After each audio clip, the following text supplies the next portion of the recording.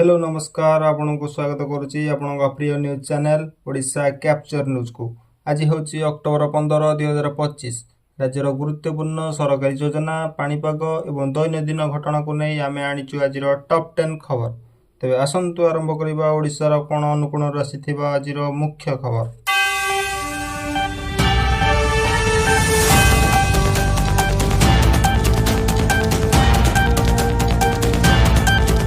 प्रथम खबर एसआई परीक्षा महादुर्नीति लुकआउट सर्कुलर जारी।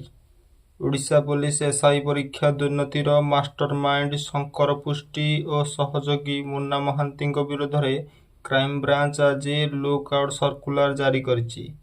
यार अर्थ हेउछि सेमाने देश छाड़ी पळाई पारिबे नाही। बैंक अकाउंट मध्य फ्रीज करा जाइछि।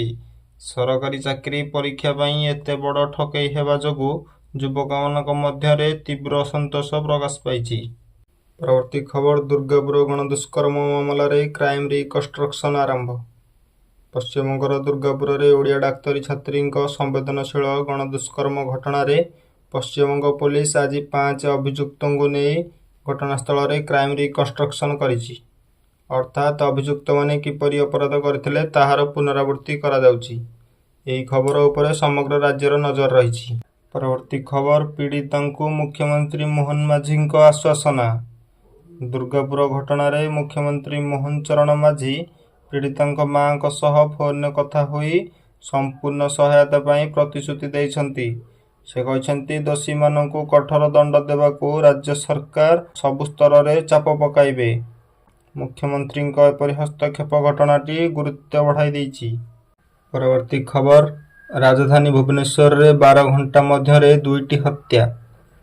गत 12 घंटा मध्य भुवनेश्वर रे एम्स कर्मचारी को गुली करी हत्या भली 2टी बड़ हत्या घटी।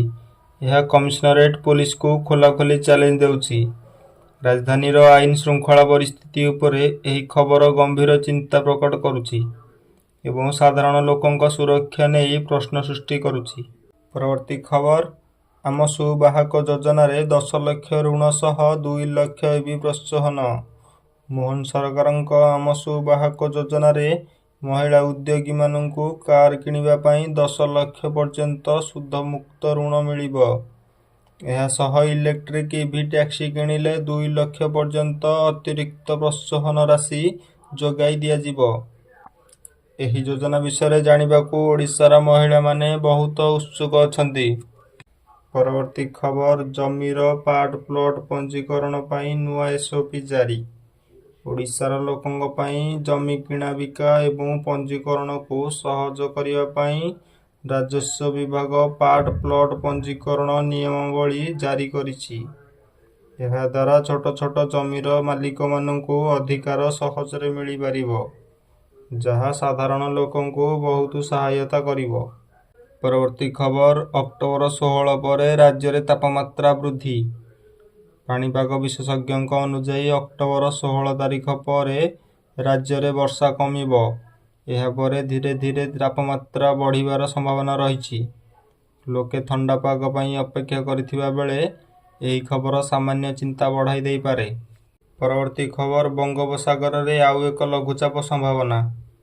पाणीपाग विभाग आकलन करिछि जे दक्षिण बंगोपसागर रे एक नुआ लघुचाप क्षेत्र सृष्टि होई पारे।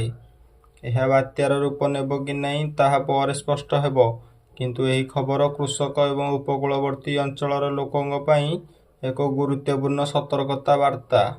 परवर्ती खबर दीपावली रे बाण फुटाइबा नियम जारी। दीपावली पर्व को दृष्टि रखी ओएसपीसीबी पक्षरु बाण फुटाइबा पई नुआ नियमावली प्रकाश पाइछि। प्रदूषण नियंत्रण पई केवल संध्या 7टारू 9टा मध्य बाण फुटाइबा को अनुमति दिया जाइछि।